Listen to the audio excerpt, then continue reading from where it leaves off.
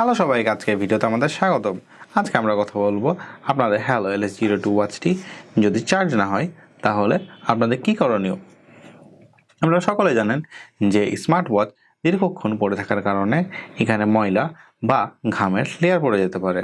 সেক্ষেত্রে আপনাদেরকে কি করতে হবে, আপনাদের অবশ্যই এই স্পেসগুলো ক্লিন করতে হবে যাতে আপনার কানেক্টিভিটির কোনো সমস্যা না হয়। এবং আপনাদেরকে মেক শিওর করতে হবে যে আপনাদের স্মার্ট ওয়াচের সাথে থাকা কেবল দুটির হেড এবং ইউএসবি কানেক্টর দুটি পরিষ্কার আছে।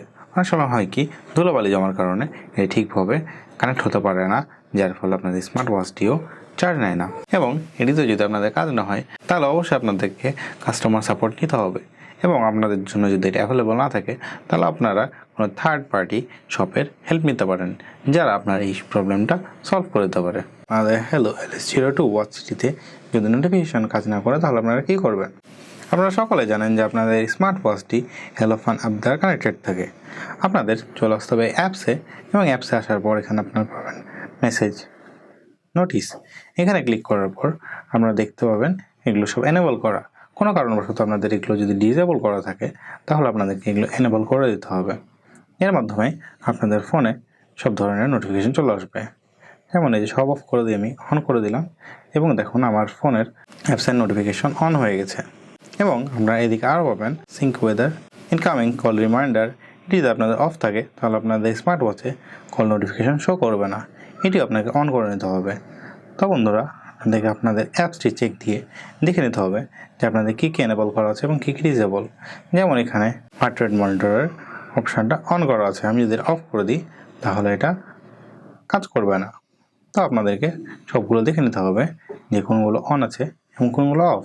এবং আপনাদেরকে অবশ্যই মেক শিওর করতে হবে যে আপনাদের স্মার্ট ওয়াচটি আপনাদের ফোন দ্বারা কানেক্টেড না হলে আপনাদের ফোনের কোনো নোটিফিকেশন আপনারা পাবেন না।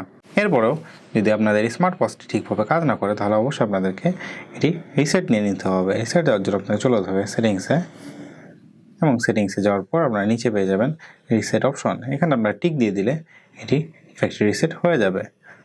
আশা করি আপনারা আপনাদের সমস্যার সমাধান পেয়েছেন। Haylou LS02 ওয়াচটির হার্ট রেট মনিটরিং ইস্যু নিয়ে। আপনাদের ওয়াচটি যদি হার্ট রেট মনিটর না করতে পারে সেই ক্ষেত্রে আপনি কী করতে পারেন আজকের ভিডিওতে আপনাদেরকে তাই দেখাবো।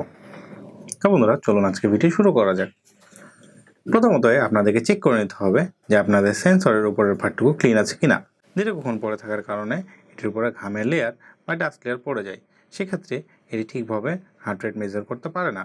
দ্বিতীয়ত আপনাদেরকে জানতে হবে ঘড়িটি কীভাবে পড়তে হয়। তো ঘড়ি পড়ার নিয়ম হলো আপনার কবজির 2 আঙ্গুল উপর থেকে এটিকে পড়তে হয়, এবং এটি যেন ফিট থাকে সেটি অবশ্যই খেয়াল রাখতে হবে। এটিকে আমি টাইট অ্যান্ড ফিটভাবে পড়ে নিলাম, এবং চলুন দেখি আমরা এটি হার্ট রেট মনিটর ঠিকভাবে করছি কিনা। প্রথমত আপনাকে চলে যেতে হবে আপনাদের মেনুতে, এবং এখানে আছে BPM, ব্লাড প্রেশার মনিটর। এখানে আসার পর আপনারা দেখতে পাচ্ছেন যে হ্যাঁ, রাইট নাও আমার ব্লাড প্রেশার হলো 86 BPM, 87 BPM, এবং এখানে আমার blood pressure up and down rate দেখাচ্ছে। আপ রেট হলো 95 এবং ডাউন রেট হলো 72। তো বন্ধুরা, আপনারা দেখতে পাচ্ছেন এটি ঠিকভাবে কাজ করছে। এবং তৃতীয়ত আপনাদেরকে চেক করে নিতে হবে যে আপনাদের হ্যালো ফান অ্যাপে আপনাদের হেলথ মনিটরটি এনেবল করা আছে কিনা। যদি এটি অফ থাকে তাহলে এটি কাজ করবে না। যেমন এটি আমি ডিসেবল করে দেখাচ্ছি এবং পরে এনেবল করে দিলাম। আশা করি আমাদের এই ভিডিওটি আপনাদের কাছে কাজে লেগেছে। আর যদি আমাদের ভিডিওটি আপনাদের কাজে লেগে থাকে তাহলে অবশ্যই আমাদের ভিডিওটিকে লাইক দেবেন এবং আমার চ্যানেলটিকে সাবস্ক্রাইব করে রাখবেন, এবং আমাদের নতুন নতুন আপডেট পাওয়ার জন্য নোটিফিকেশন বেলটি অন করতে ভুলবেন না। তো বন্ধুরা, আজকে চলি, দেখা হবে নেক্সট কোনো ভিডিওতে। Till then, by.